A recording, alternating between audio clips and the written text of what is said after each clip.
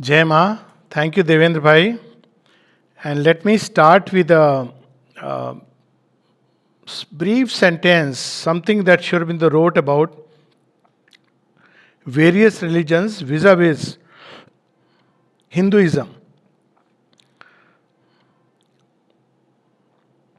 So here he says, Hindu religion appears to me as a cathedral temple, half in ruins, noble in the mass, often fantastic in detail, but always fantastic with a significance, crumbled and overgrown in many places. Recording in progress. But a cathedral temple in which service is still done to the unseen, and its real presence can be felt by those who enter with the right spirit. The outer social structure which is built for its approach is another matter. So Sri Aurobindo is distinguishing between two things here. One is Sanatan Dharma, what it stands for, what it means, what it can offer to the world. And the second is, as invariably happens, social structures, institutions, systems, philosophies which develop around that nucleus. So actually when we approach Sanatan Dharma, one of the things that we encounter is we feel we are entering one of those, very rich in details South Indian temples, which right from the door itself or even from a little distance away, it's appalling. It's, to use a modern language, awesome. And we tend to get lost in the details and we don't understand what is what. For example, one of the things that when you enter one of the temples, you see those Rakshasa kind Akrati in the doors. So people often ask, why is this there? And I tell them, because there is a place for everything and everyone in Hindu thought. So it's a very vast structure, superstructure. And to understand anything, actually, we need to go first to the core. It's like when we look at a human being, we often try to judge him based on his outer manners, behaviors, dress, the way he speaks, the languages he knows, the money he earns. But that's not what the man is. You try to see what is his core, what is his aspiration, what is he really seeking in life.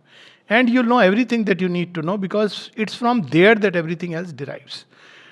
The second thing which is important is that the need of rise of Sanatana Dharma is something which Sri Aurobindo has foreseen, and not only foreseen, he has said it's not just about India and the Hindu culture. For him, Sanatana Dharma is the one hope for the world.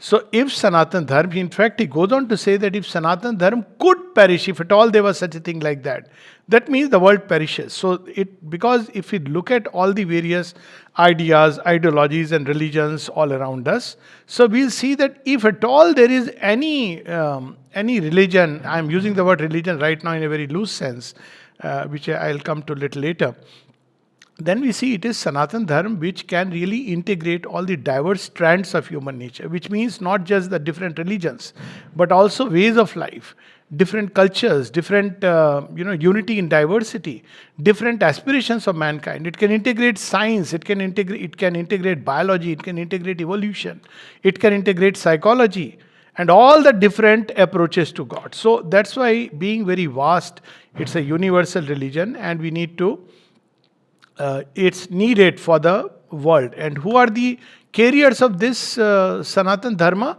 And that's where our role comes, whether we are in India, whether we are living anywhere in any part of the world, we are the carriers. So often people ask me, many of the Indians who live abroad, so it's a great and difficult task, because each one who is living abroad is in a way he is a carrier of this light. And how can you carry a light if we ourselves are unaware of what it really means and what its power is and how it can beautify the whole world, electrify the world and beautify it. So with this little background, let's come to some of the core things. Let's start with the two words, Sanatan and Dharma. Sanatan means eternal. What it means is that this religion, Dharma, I am using the words interchangeably for the moment, has no origin in terms of time, meaning thereby it's dateless. So that's something fantastic. It means that you can't pinpoint that this is a point of time when this started. And why this is important? Because then it takes into account all that has happened since the beginning of creation. You read any Hindu textbook, you'll find it starting from the origin. So this is so important, because otherwise when you have a dated religion which starts, let's say, in so many BC or AD or whatever it is, then whatever has happened before it, it tries to almost brush it aside. And we know it has created so many confusions historically. For instance, in Christianity we have, the earth started 4000 BC, because you can't understand what happened way before. There are a lot happening. So in Hinduism, there is no date fixed to this, because it starts from the eternal. And because it is eternal, it's not subject to perish, because it leans on certain fundamental truths which are embedded in existence, regardless of any founder, regardless of a book, whether you read a book or not, whether you have a particular person or not. Still, these are fundamental truths of existence. Like atom is an atom. You can't help it. So it's the dharma of the atom to operate in a certain way. So it doesn't matter whether you have read a book about it or not, whether there is somebody who has talked to you about it or not. So eternal word implies this. It also implies that it is universally applicable. You don't have to subscribe to it. You don't have to be a Hindu for the truths of Sanatan Dharma to act upon you. So this is the first part, eternal. Then there is the word dharma. So dharma implies it's not religion, it's not rule book, it's not a book where you put things in black and white and morally right and wrong, etc. Dharma is that this truth behind is unfolding. So dharma is about action, it's about unfolding. So there is an eternal truth, and based on that, when it enters into creation, it is what has entered into creation, or rather all creation, it's constant manifestation. And in the process of manifestation, many laws, many ways of being has come into existence. And dharma refers to that. So dharma is not a simple rule book of do's and don'ts. It's very vast and complex. To say the least, there is a dharma of the tiger to kill and devour the prey. But if human being uses the same dharma, that I can kill and devour and prey, and see how it makes a difference. For instance, many people say that survival of the fittest, that's what Darwin observed. And therefore, human beings are another animal kind. And therefore, they can, for the sake of survival, they can kill because survival of the fittest. But if you go to Sanatana Dharma, he'll say, no, sir, because the dharma of humans is different from the dharma of the tiger. The dharma of the tiger is different from the dharma of the fish. And dharma of the fish is different from the dharma of a plant, and so on and so forth. So dharma is whatever helps you to evolve. There is inbuilt a law of life. And that helps us to grow and evolve. If we don't follow according to that, then there is a problem. So the problem is that there is a current which is leading us in a certain direction, and it's good to know that this is where the current is leading you. So that's what dharma is about. Dharma is a law based on truth. It is not based on a person. It's not based on hearsay. It's not based on a book. So this is one brief, very quick background. Then, to understand Hinduism or Sanatan Dharma, there are few basic things or few words that we need to be conversant about. So one of the word is karma. We speak about dharma and we speak about karma. So beautiful thing about Hindu thought is that it's not about whether you believe or not. It's your actions, which is something which, as modern generation, we understand it. And we see that, Ravan is a Brahmin. I'm just giving one example. Ravan is a Brahmin. Ravan is learned in the Vedas. But the karma of Ravan is, he is a lusty man, ambitious man, over-ambitious man who simply crushes all kinds of opposition. Therefore, Ravan cannot escape his karma, even though he is a Shiva Bhakt. Look at the beauty of this thought, that both are Hindus, if you put it in traditional slot. Ravan is a Hindu and Rama is a Hindu. And there are others who are not even Hindus. There are Vanaras who are forest dwellers, Vanvasis as they are called. And yet it is your karma which decides which way you will evolve and which way you will not evolve. So karma theory, very brief, because each of this is a vast subject, is something very beautiful because it's not a belief system. You may believe in any god or you may not believe in any god.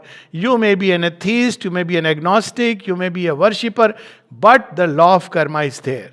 What the law of karma is very simple. It's not about reward and punishment as we find in other religions, but it's a law of evolution. Meaning thereby, if people have seen the snake and ladders game. So this origin of this snake and ladder game is way back. The Saint Gyaneswar, he's the one who had made it and devised it, and he had called it Mokshpat. So there are certain actions which help you move up the evolutionary ladder. Meaning thereby evolution doesn't end with men, human beings, and even within the human body a lot of evolution is taking place. So scientific, when we look at the biological aspect of evolution, 9 layers of humanity which has been washed away before this humanity has come. And this too is growing. Meaning thereby evolution is not finished. And based on how a human being acts, he may either go up the ladder or he may go down the ladder. And if he goes down the ladder, there is retrogression, he moves more and more toward the animal kind, the Rakshasic kind, the Asuric kind. So what happens if you move toward that? People say, so what's the great deal? The great deal is that the more you slide down the ladder, it's like slipping into a hole. So there is no light, there is no delight. But you need light and delight. So what do? You run out, you externalize to get something which can give you some joy of life. So now we understand the party culture. So the less joy, natural joy you have within, the more one will try to seek it outside. That means a civilization will be built which is hedonistic in nature, which is seeking only for pleasure.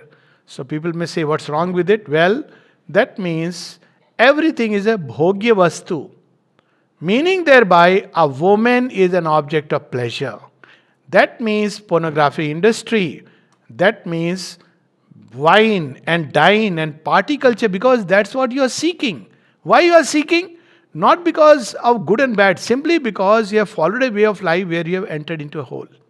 The more self-centered we become, the narrower we become, and this is a punishment if you want to call it. So you don't have to imagine a hell or heaven or a last judgment day. Judgment is right away. The more selfish, self-centered we are, the more we are stung by jealousies, fears, anger, and the more we are stung by these enemies of the soul, as they are called, Shadripu, the more we feel unhappy inside, the more unhappy we feel, we need joy, so we try to devour, we try to plunder, we try to loot. So this is the logic of karma, how it operates. So it's not a mechanism of reward and punishment, but evolution. So we learn the consequences, we act, we learn through consequences, and we grow. So this is about karma. The third aspect is, any religion should tell us about 3 things. One is, who am I? What's myself? Second, who is God or origin? Let's not use the word God because it's already been corrupted. Is there a God at all? And the third, it should tell us what is this world and the relationship between these. This is what every religion should tell us. So let's start with ourselves. So what does Hindu thought tell us about who am I? So it doesn't deny, there is beautiful stories, paucity of time, so I'm not going into one of those stories of Upanishads where the son who is also a disciple, he asks his father, he says, Father, I want to know the ultimate truth. And he says, okay, you meditate and come back. So he says, Annam Brahmeti, he says, matter is Brahman. And there are other stories also, Virochana in Indra. So he says, body is the ultimate reality. Father doesn't say no. He says, okay, but there is something greater. So he goes, then he comes back, he says, Pranam Brahmeti. He says the desired self, the prana, the life energy, that is the ultimate reality. He says, all right, I am not cancelling it. There is no cancel culture in Hinduism. So, but you meditate and come back further. So he comes back and says, well, it's thought that has gone into this world. He says, fine, but there is something still deeper. And he goes and ultimately he says that, Anandam Brahmeti. This world is an expression of delight. Can there be ever anything more positive and world-affirming and self-affirming? So we are seekers of delight. But so many of the prescriptions in Hindu thought, for instance, seeking after pleasure. it's not like a taboo, but you should understand, if you seek the lesser, then you devoid yourself of the higher. So there is something very beautiful in one of the Isha Upanishad, Tene taktena bhunjita magridaya kasya suddhana. It says, by renouncing thou shalt enjoy. So we see there is so much importance to tyag, but tyag not for the sake of tyag, to call yourself a tyagi, or because when we renounce the lower, then we become adhikari of the higher. And that operates in life everywhere. And nowadays we use these words like emotional intelligence and all that, delay the gratification. But essentially the principle is this, that this world is arranged hierarchically. Everything is arranged hierarchically. So in Indian thought, it's called as the systems of worlds or lokas or several bhuvan. And if you have to put it in terms of physics, we would say multidimensional universe. But what does it mean? It means, I'm tempted to quote Sri Aurobindo's Savitri, all our earth starts from mud and ends in the sky. And love that was once an animal's want, then a sweet madness in the heart, then a comradeship in the ardent mind, ardent comradeship in the mind, and then it goes, a lonely soul seeks the alone. So you see, there is a hierarchy. There is a purely animal kind of love. Call it love, but when you look at it from the higher, you'll call it lust. But there is a higher form of love, a more human love, where there is care, sympathy, mutual exchange. The animal part is there, but see how it is sublimated and it becomes something more beautiful, meaningful. Beyond it, there are still higher forms of love. God-like love, spiritual love, union of the self with self at the ultimate level. So it looked at this universe as a evolutionary ladder. This is something very beautiful about Sanatan Dharma, and I love this absolutely, that we are constantly progressing from the lesser to the greater. It's like we are in a school and we are graduating from standard 1 to 2 and 3 and 4. So why this is interesting? Because it makes me feel I am young forever, because there is something to do. Not like I have finished. Now I have, I have got a surname and I have got a religion stamped with me and therefore it's end. No, this is not the end. I am in the school. It's a beginning. So in India, the concept of, for instance, baptization exists in a different way. So it's called Dvij. So it takes that there are two basic levels of the human journey. One is when it is journeying in ignorance. Then it doesn't matter what name you have, what religion you subscribe to, what is your surname. Doesn't matter at all, because you are bound within a realm of ignorance. Meaning thereby you don't know who you really are. All these are ideas in the head. That you are a soul or you have no soul. Like belief and non-beliefs are all at the same level. So you may subscribe to this school of thought or that school of thought. It's okay. It's comfort zones. We can build our own comfort zone. But we are still in ignorance. Then a time comes when we want to really know, seek. Then a person who wants to seek, either he finds a book or a master, or after a preparation finds a path or stumbles upon it, any which way. So then he is called as a Dvij, twice born.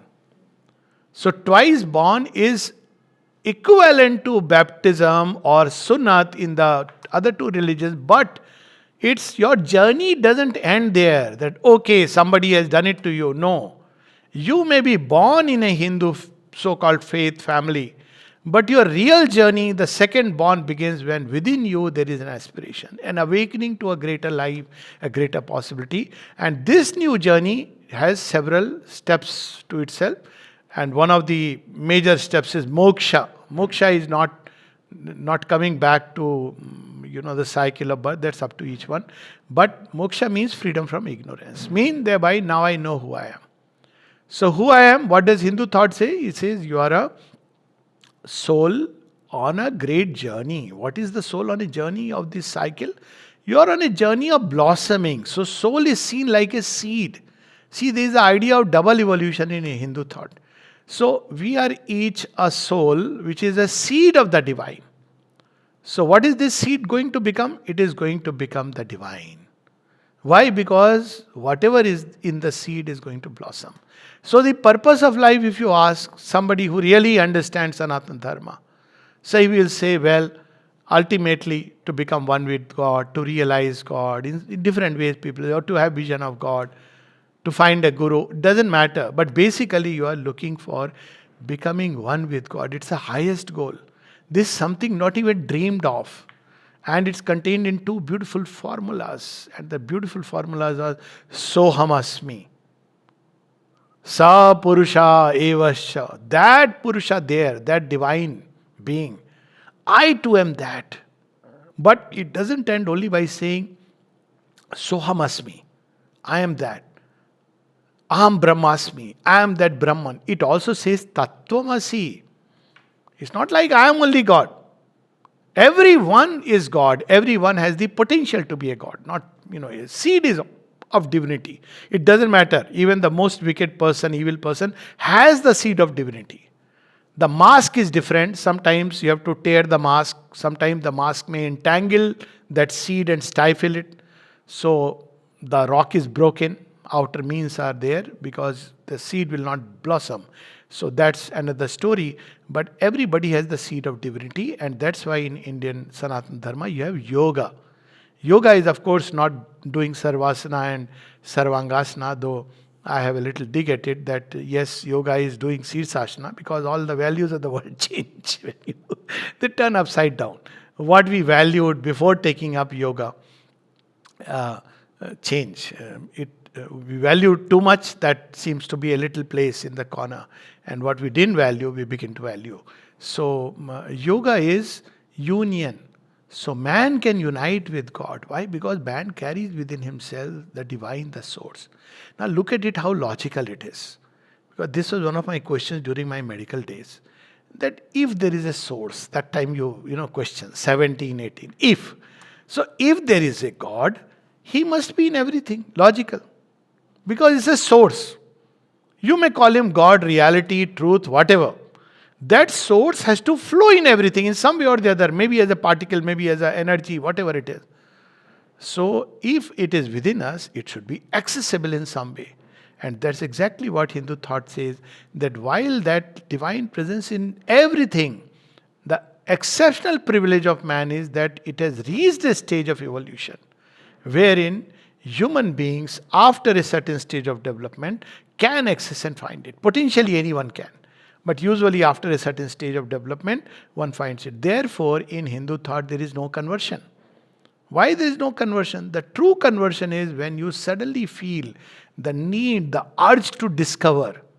And it's a conversion from the human to the divine. It's not a conversion from one religion to another religion, which is, religions are all basically at one level, all the same. You have to leave one set of beliefs and accept another. So, but here the conversion means that the human consciousness is getting converted into the divine consciousness. So, myself is the same as the divine, but potentially. And through the journey of life, through the cycle of rebirth, that's why rebirth is a logical necessity. The moment you say there is a soul, individual soul, rebirth becomes a logical necessity, even to explain the differences. And also because otherwise you are born once and you have one life, and there's so much differences, not only about rich and poor, that's the hardly any, that's not the important thing, but character, temperament.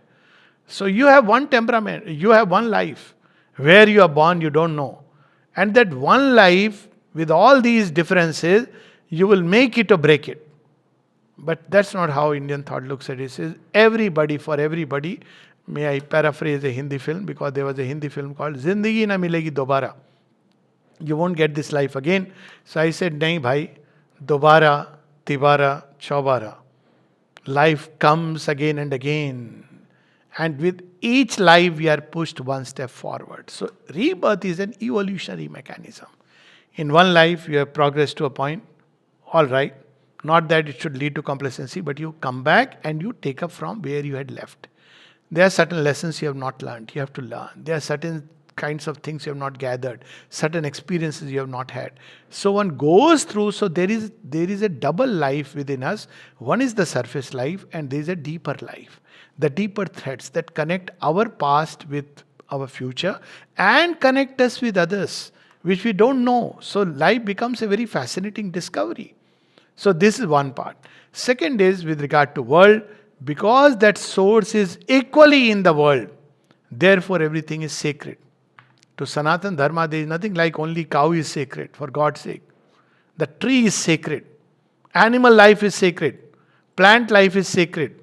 The sky is sacred. The sun is sacred. Rain is sacred. Even the snake is sacred. There is a puja for the serpent, Nag Panchami. The tulsi leaf is sacred. The bilva patra is sacred. The river is sacred. Mountains are sacred. We have forgotten it. I agree. That's why Shobita spoke of ruins. But the sense of the sacred which we have forgotten in today's times. So that's why in Sanatan Dharma you can pick up a stone and realize God. Because God dwells in that also. Of course, if you make a vigraha out of it, very nice. So that's why in Indian thought he had so many approaches. There are places you'll go where you'll see only there is a stone. And people are worshipping it. We grew up in our household where Shaligram was worshipped. And also if you go to Kedarnath, which is, a famous tirtha of Shiva, what is it? What is it there? Somebody would say with the materialized there is a stone. Yes? But we are the ones who have the power to realize the highest in the lowest. Therefore, the concept of fallen forever doesn't exist in Hindu thought. We have stories of Kubja, Shabri, Jatayu. There is a line about Shri Rama, and I feel tempted to say it is in Hindi. Ganika, Ajamil, Vyad, Geed, Gajad, Khaltare Gana. Ganika is the lowly woman who earns a livelihood through, going around in different places. Ajamil, the butcher. Vyad, the hunter. Geed, the vulture. All these Lord Rama takes along with him. Why? Because the divine dwells in them, each one of them. And there's such beautiful stories which we are not aware of, to what extent it has taken the idea of spiritual socialism. Let me put it like that. So just one small story, a quick short story when one of the 5-year-old chit of a boy, what is his name, Jabali, he goes to the guru and he says, I want to have the highest teaching. He asks his mother. Mom says, I don't know any teaching. I'm a maid servant. Why don't you ask? So she goes to Rishi Gautam and he says, I want to have Brahma Vidya, the highest kind of knowledge. Brahman is described as knowing which all else can be known. Look at the secret of science and everything. It was Brahma Vidya. Because it's the origin of everything, so all the Shastras flow from there. If you know Brahman, you can apply it in medicine, engineering, every place. And this is not just a joke. And I can tell you the examples of it, but that would be a very long talk. So the Rishi asks him, okay, who's your dad? He said, I don't know. So he says, okay, can you find from your mom? So he says, Mom, who is my dad? He said, I don't know. Who is your dad? Now the boy is in for a shock. He said, what do you mean? He said, no, because when you were, I conceived you, I was working in many people's home as a maid. Look at the undertones.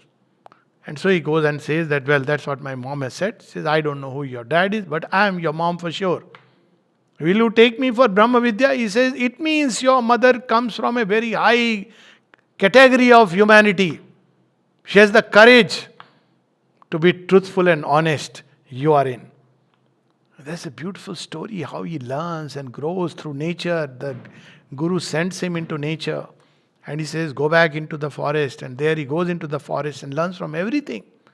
So even the idea of Guru is something so interesting. There is in everyone a little seeker. And in everyone there is a Guru, the Jagat Guru, the Master, the Divine dwells within us. And when we are ready, he guides us. And he comes in the persona of an outer guide, if that be needed. Equally, ultimately, the journey is inside. So this is the idea of self and relation with the world. That world, everything is sacred. It doesn't mean that we are going to only do worship. No, worship is not the issue.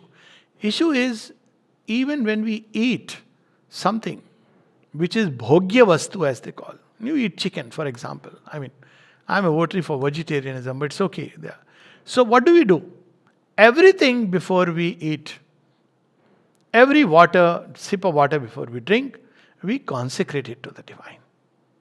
Why? Because Ultimately, it is sacred, it belongs to the divine, and I have to take it because my body needs it, and therefore I consecrate it. So, what happens as a result of it? It becomes prasad. So, the idea of prasad is fantastic. I have not seen it anywhere. And we have grown up on the prasad culture. And you'll see even now we have, of course there are langars and all these things. But look at what prasad means. Prasad means that whatever we eat, it is first offered to the deity. What does the deity do? Does he eat? That's not important. He looks at it. And Sri Aurobindo gives an example of this in one of his conversations. He says what it really means. You take things to the king.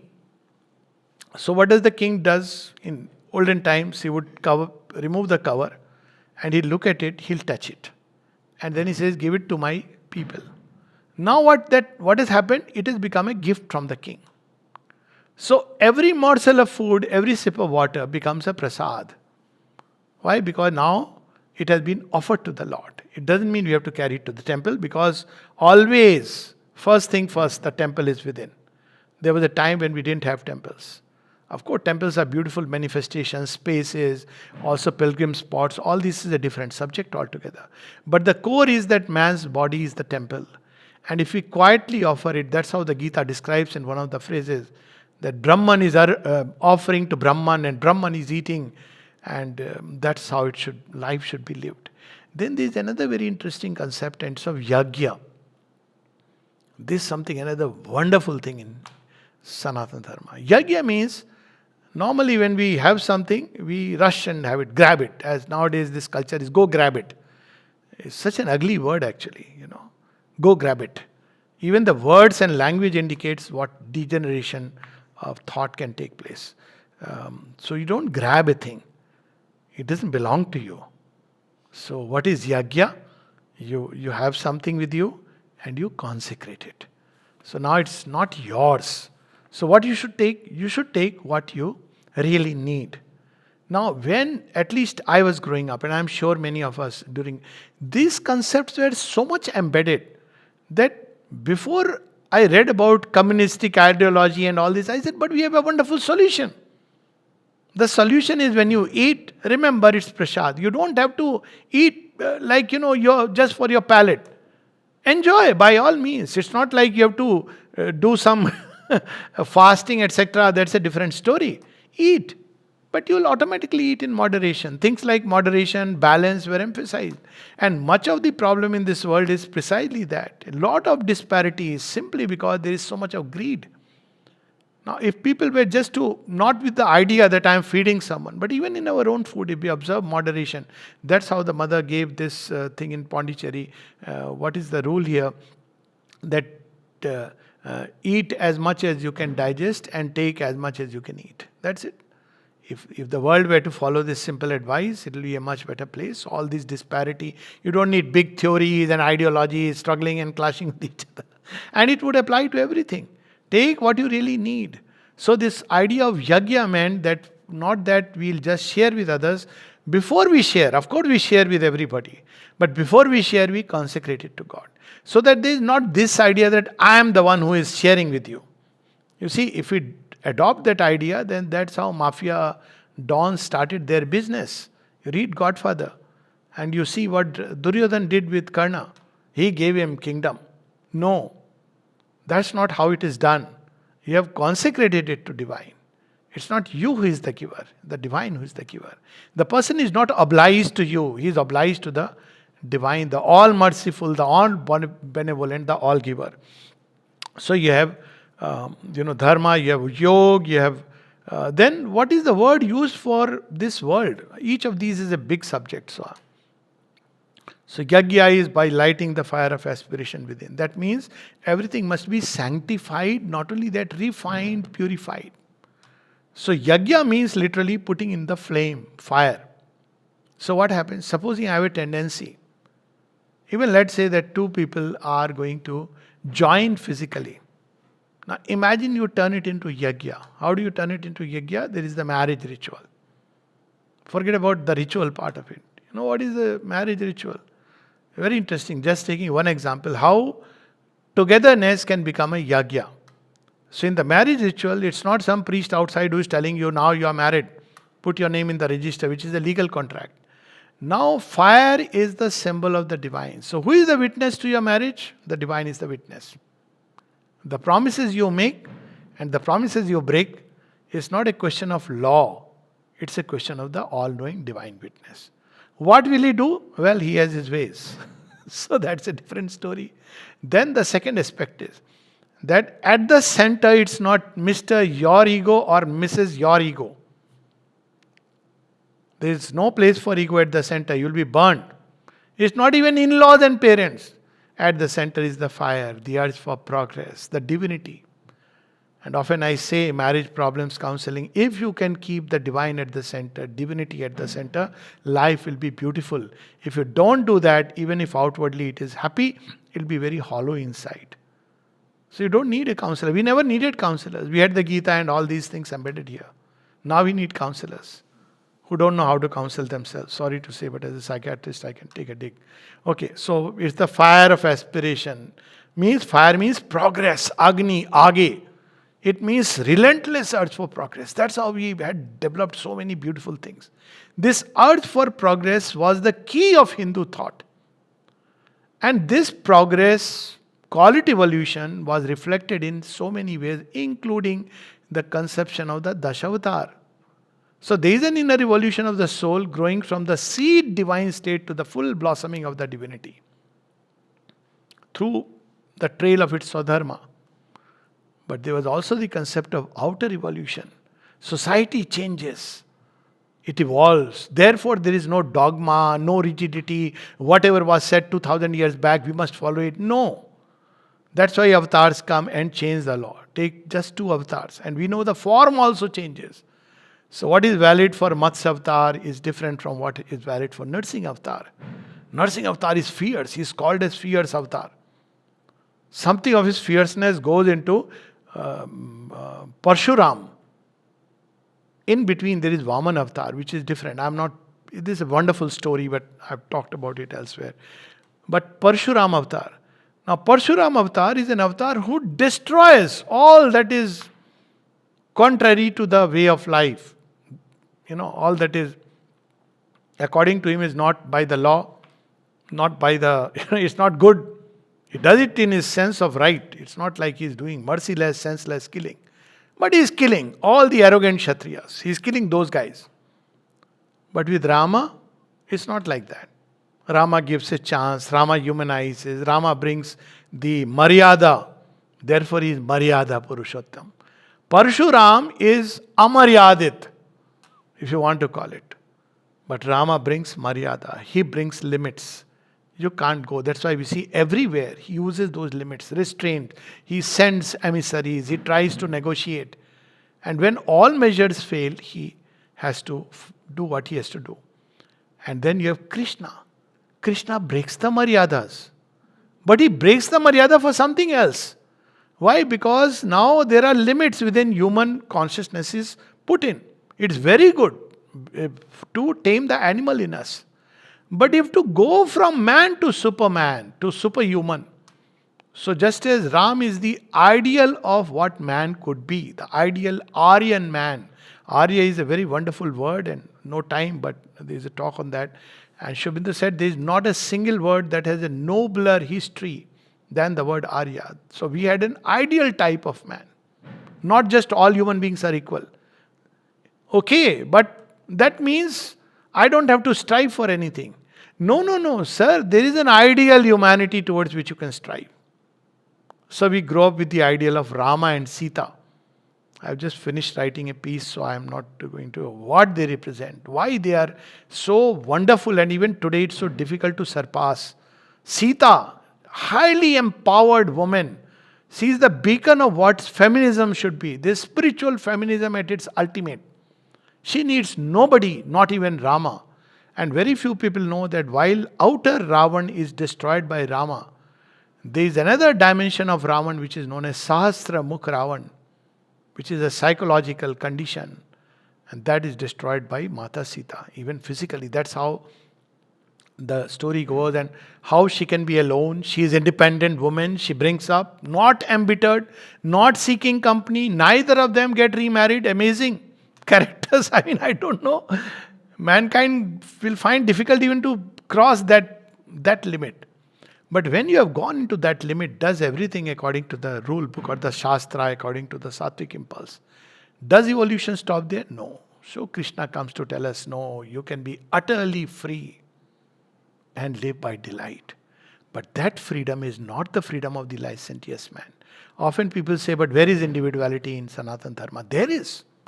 Very strong, fierce individuality. Look at Rama and Sita themselves. They don't listen to anybody once they've decided. Sita doesn't listen to anybody. And what is the argument? When parents and everybody says, she says, no, my dharma is that I walk with my partner. When Lakshman is asked, same answer. Bharat, can you imagine ever a life where Bharat, he says, I am not going to rule this kingdom because, oh mother, you have done a dharma. So our individuality in Sanatan Dharma is, an individual is not simply free to do whatever he feels like. But an individual should make his choices which are consistent with Dharma, the law of truth, regardless even if the whole society is against him. Dharma of Meera is to walk out of the palace if she is, abandoned from there. It's not a dharma to please the husband. She has to walk away because his request has grown so large.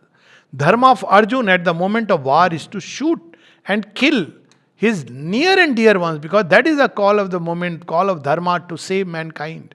It was needed because the larger context was that if that war was not fought, adharma will continue to reign this land. So Dharma is such a wonderful thing, and it gives us the secret of individuality.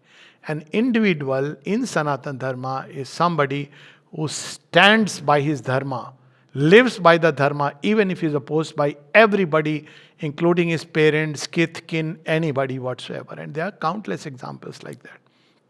So this is the concept of individuality. And then finally we come to Ishvara.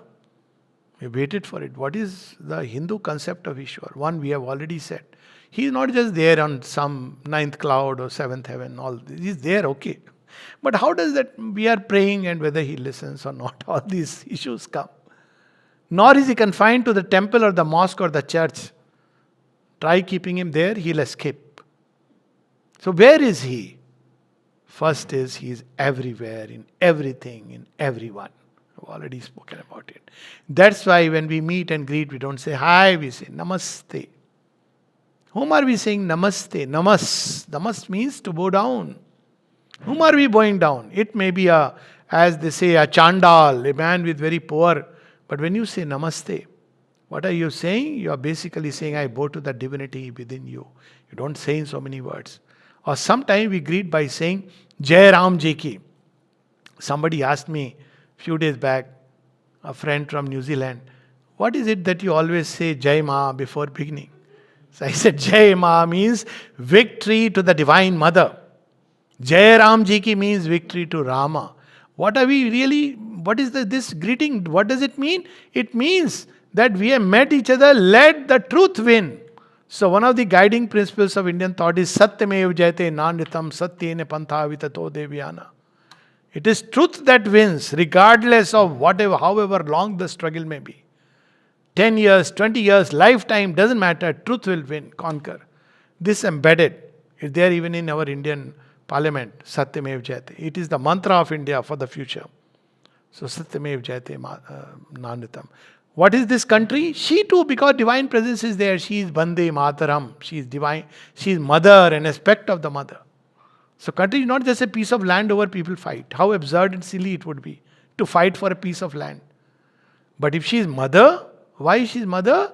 Not just because she is nourishing us, but also because Indian thought saw behind the physical appearances to the deeper reality. So she is mother. Again, divine presence in everything. Is it only within individuals? No, it's also in cosmos. So this is the second layer of the divine. Universal. So whichever way you go, the universe is held within. Nowadays people talk about the space-time glasses. Space-time at one point doesn't exist mathematically. You start computing space, I think it is 10 to minus 23, it collapses. Nothing, no prediction. You can't do any mathematical equations. Time beyond 10 to minus 37 or 36 seconds, I may be wrong, but about the figure. But there is a point where space-time collapses. So the question is, what is before space-time? That's why we are speaking of the big crunch before the Big Bang.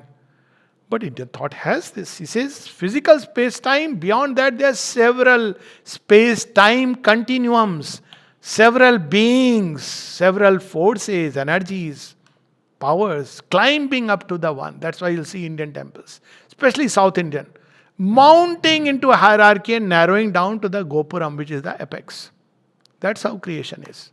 And that explains the number of gods.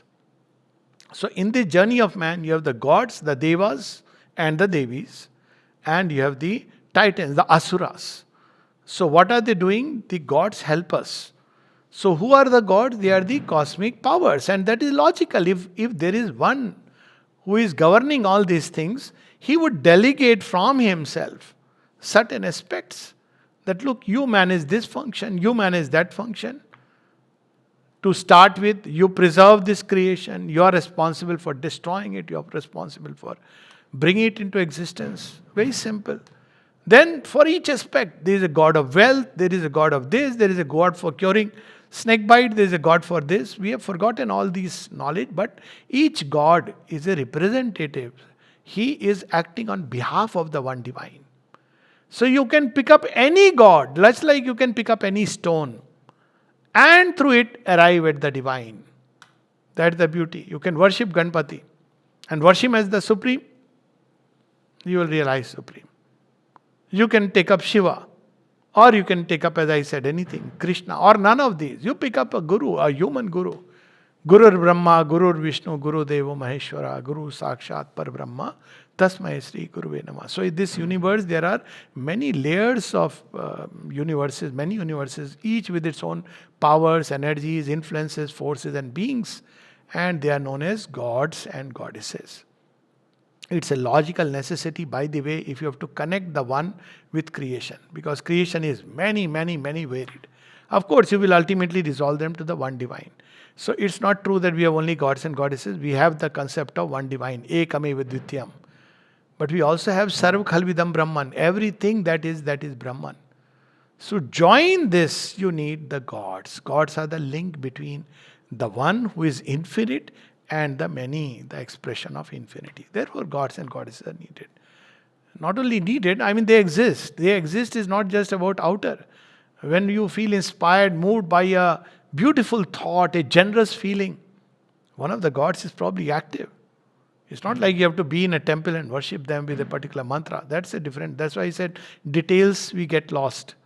But equally, there is the asura, he opposes. So they are opponent powers.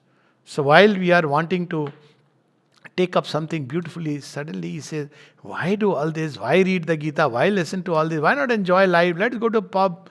Let's get drunk. Who is this fellow? He is the Asura. So why Asura is there also in creation? Because he is the one who ultimately ends up making us more and more sincere. You do it once, do it twice, after some time something in you will begin to feel. That's not how it should be. Maybe sometimes too late. So maybe in one life Asura has been so-called winner, but ultimately he cannot be the ultimate winner. So that's why rebirth and relife. So there is the one Deva, there are many gods and goddesses, there are the titans, and there is a constant war going on between the two. And this last little bit I'll leave. What is the war? The war is taking place between the gods and the titans. Why? For the nectar of immortality. That's the goal. What does immortality mean? Survival of this personality? No. Immortality means discovering the indestructible element, the source, the origin. It's another way to put it. It's immortal. It cannot be destroyed. It's deathless. There are several other layers of meaning of immortality, but I am not touching that. But the minimum is to discover that which is not destructible, which is not cabined within any limits, because only the limitless cannot be destroyed, which is open to the infinite. Infinite cannot be destroyed, which is eternal. Internal cannot be destroyed, because it's not subject to time. So, But before that nectar of immortality, whether we are ready for it or not, there is the story where the kalkut, the poison comes out. So every time we go in our life, before the days psychiatrists existed in this world, in India, Gita and these stories existed. And they were so beautiful. I remember a 5-year-old child. In front of me, this incident has happened. Whose grandmother was all talking about saris and the price and all this. This child was probably getting bored because it was very distracting for him in whatever he was doing. And I had told this child all the stories of Puranas and all this. I love these stories. So, so suddenly he turns and says, Nani, you want Amrit or Mohini? Well, she was shocked. So I had to explain what he means. But Nani didn't know what is Amrit and Mohini. So I said, no, this is in the story from Bhagavad and Vishnu Puran that the last test that you are given, even after the poison is over, is that, well, you can become the king of all the worlds, all that you desire. Do you want that? Mohini, Vishwa Mohini. And that too is God. God has become Vishwa Mohini. He has become the tempter. Look at the beauty of the story. Or you want immortality. So if you want immortality, you have to pass through that. The last test is the test of success. It's not the test of failure. And that's when we have to understand, keep our head on the shoulders. Why? Who failed in that test? Ravan failed in that test. Precisely. Great Pandit, great, Veena Vadak, great erudite scholar, supposed to be a great bhakta. But when success came his way, he lost it. So these are such beautiful stories. So much more, but obviously, paucity of time. I'll just end with one passage from Sri Aurobindo and why all this is so important.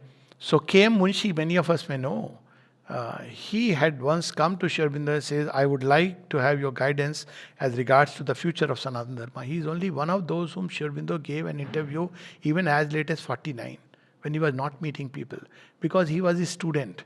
And Sri Aurobindo was always for his students. So he replies through someone. So it is like Sri Aurobindo says. Sri Aurobindo asked Purani ji to reply, my dear Kanu Bhai, your feeling that there should be reintegration of Indian culture under modern conditions is quite right. It is the work that has to be done. And as far as Sri Aurobindo can see at present, Indian spiritual culture has a great and bright future before it. It is the future power that might dominate the world. It is the future power it required for the world. So your efforts in carrying out that work are quite in the right direction, and in carrying out that work you would have his full support and blessings. And then Sri Aurobindo describes what Sanatan Dharma is when Sri Krishna gives him the Gita.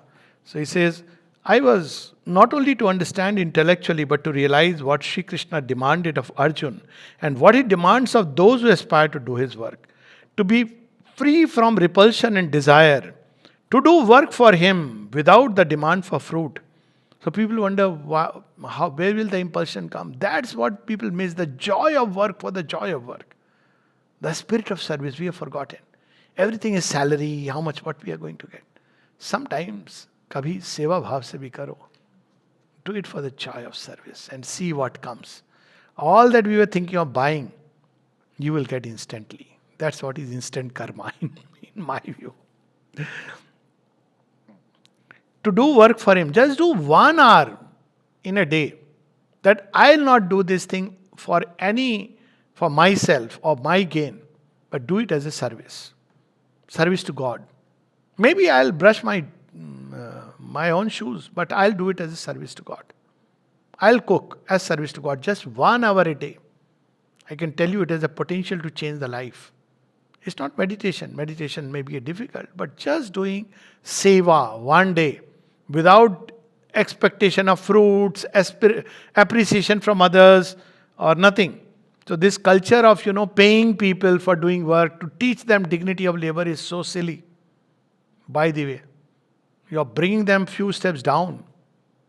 Work for the joy of work. Why not? This is the teaching of Indian culture. To do work for him without the demand for fruit, to renounce self will and become a passive and faithful instrument in his hands, to have an equal heart for high and low, friend and opponent, success and failure, yet not to do his work negligently. I realized what the Hindu religion meant. So, what is this Sanatan Dharma? He says it is life itself. And this was cherished in the seclusion of this peninsula from of old, the India, Bharatvarsh. It is to give this religion that India is rising. She does not rise as other countries do for self or when she is strong to trample on the weak. We have examples all over the world. What countries are rising and what they are doing, I don't need to talk about it. It is too obvious. And what has India done always? It has given not just Kohinoor. Kohinoor was stolen, but it gave the Gita. It gave the Buddha. It is giving Sri Aurobindo's teachings. That's how India is. So he says, she is rising to shed the eternal light and trusted to her over the world. India has always existed for humanity and not for herself. And it is for humanity and not for herself that she must be great. Look at how beautiful it is. We talk about humanitarianism. Here is the key to humanitarianism. What is the greatest service to man? Give him a pair of dress or shoes and feed him and then convert him? The greatest service to awaken him to his own deeper reality. That's what made a Ratnakar the dacoit into Valmiki, the great poet whom we revere till today. That is what is India's gift to the world. And then he says, there is a mighty law of life, a great principle of human evolution, a body of spiritual knowledge and experience of which India has always been destined to be guardian, exemplar and missionary. So this third layer also of the divine existence, Ishvara, he is the Lord, everything is for him.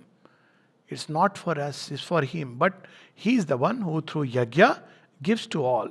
And he gives to each one whatever is needed and whatever will help us in our growth. Not needed only in terms of, how much cash he is delivering. He is delivering much important wealth. So this is the Sanatan Dharma, the eternal religion. Under the stress of alien impact, she has largely lost hold, not of the structure of that Dharma, but of its living reality. For the religion of India is nothing if it is not lived. So it's not about going to temples, doing rituals, understanding its spirit and living it in everyday life. It has to be applied not only to life, but to the whole of life. Its spirit has to enter into and mold our society, our politics, our literature, our science, our individual character, affections and aspirations. Why love someone? Not because what advantage you will get out of that person. To love because in that person too divine dwells. It's to love your own self in that person. To give without calculation and bargain. Because you don't give something from your right hand to the left hand, say, I am giving to you. So absurd. This is the highest ideal of love that Hindu thought has given to the world. To love the other as your own self because Aham Brahmasmi and Tattvamasi. Thou art also divine. Highest way to love. So,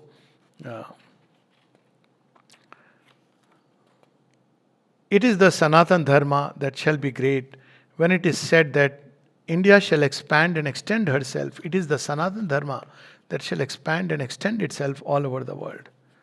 So, and then something he predicts for the future. The world moves through an indispensable interregnum of free thought and materialism.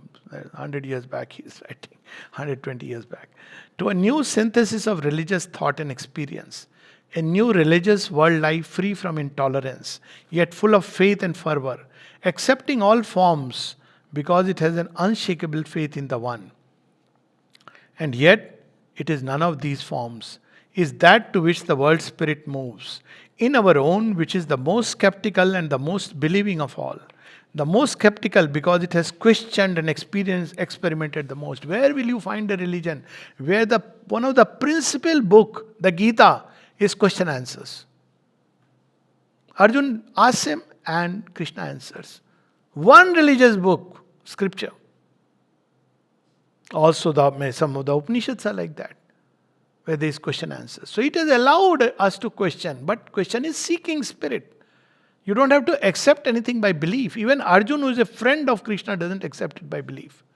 He asks, clarify the mind. Where will we find this kind of liberality?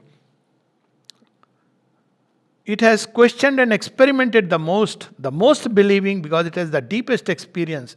Vedanta, Tantra, various forms of yoga, so many 64 kinds of vidyas, Shastras. I mean, it's unimaginable, mind-boggling if you just go. And the most varied and positive spiritual knowledge. That wider Hinduism, which is not a dogma or combination of dogmas, but a law of life. That Hinduism has nothing to do with that if you have period, don't go to temple for God's sake. It's a rule of hygiene, that's all. It was needed at one point of time. Don't cabin Hinduism into the cooking pot. Swami Vivekananda would roar this, that don't turn Hinduism into the cooking utensil. Okay, be clean, fine. But Hinduism is to turn your own being, body, a vessel of God, in which God will cook His best dishes and using our speech and hands distribute it to the world. This is Hinduism, which rejects nothing but insists on testing and experiencing everything. And when tested and experienced, turning it to the soul's uses. In this Hinduism, we shall find the basis of the future world religion. So, final word, what are we to do? Sri Aurobindo says, we say to the individual and especially to the young who are now arising to do India's work. And one is seeing this everywhere, and I am sure this meeting is one of the sign of that. It's not randomly people join. People join because they are missioned by the same divine spark. Something which has to be done. They are rising to do India's work, the world's work, God's work. You cannot cherish these ideals, still less can you fulfill them. If you subject your minds to European ideas or look at life from the material standpoint, they Atmabodh, body is all. There is no soul within. Maybe there is a ghost. Maybe there is a energy. No, soul is something different. It's not an energy or a ghost for God's sake. For ghost's sake, it's a indestructible portion of the divine. Materially, you are nothing. Spiritually, you are everything. It is only the Indian who can believe everything, dare everything, sacrifice everything, because he doesn't have any fear, because he is Brahman. Brahman is not afraid of anything. First, therefore, become Indians. What it means to become Indian, it's nothing to do with passport. You may have the blue passport or the black passport, it doesn't matter. So what it means to become Indian? Recover the patrimony of your forefathers. They didn't have a passport. Recover the Aryan thought, the Aryan discipline, the Aryan character, the Aryan life. Recover the Vedanta, the Gita, the Yoga. Recover them not only in intellect, all these debate discussions on, no, not only in intellect or sentiment, but in your lives. Live them and you will be great and strong, mighty, invincible and fearless. Neither life nor death will have any terrors for you. Difficulty and impossibility will vanish from your vocabularies. That's why often people say demography and all that. Don't worry. One true Indian is worth 1,000,000 people in ignorance. Because that's how we see. We have grown up with Bhishma and Arjuna and Krishna. It's not numbers that matter. It's that 1 or 100. You see that movie was there, no? The Spartans, I've forgotten the name of the movie, where these 300 Spartans take on. So you have one Arjun taking on the whole army. You can't imagine that. So he says you will be fearless. Impossibility will vanish. For it is in the spirit that strength is eternal. And you must win back the kingdom of yourself, Swaraj. The inner Swaraj, before you can win back your outer empire. There the mother dwells and she waits for worship that she may give strength. Again, so beautiful toward the end. Indian thought, Sanatan Dharma is the one and only Dharma, religion, call it whatever, which worships the feminine as the eternal feminine. Nowhere else she is given that place. Not just human mother. All forms of feminine, they are Devis. Now we have forgotten all this because we have come under alien influences, frankly. But when a woman entered the house, she was Lakshmi who had to enter. And if you misbehaved with her, she could become Durga and Kali, so better behave. That's how it was. All the Devi, see all the Devi festivals. And she is the mother of God. Where can we find this service to the feminism? Recently I was sharing, I just one little incident, that somebody talking about woke and said, women right, equality. I said, by the way, you have no clue about India and the Indian context. All this may apply elsewhere. But in India, we have worshipped women, still worship her as the Devi. And you want to teach us that, you have equal right, she has more right. She is, of course, we have forgotten it. But that's the way to recover it. Spiritual feminism. And not this idea that she can drink, smoke, and be like anybody cool, so called. That's falling into a hole along with the man. So, there the mother dwells. Believe in her. Serve her. Lose your wills in hers. Your egoism in the greater ego of the country. Your separate selfishness in the service of humanity. Recover the source of all strength in yourself. And all else will be added to you. Social soundness, intellectual preeminence, political freedom, the mastery of human thought, the hegemony of the world. Ya Devi Sarva Bhuteshu Shakti Rupen Samstita Namastasyai Namastasyai Namastasyai Namo Namah. Jai Ma.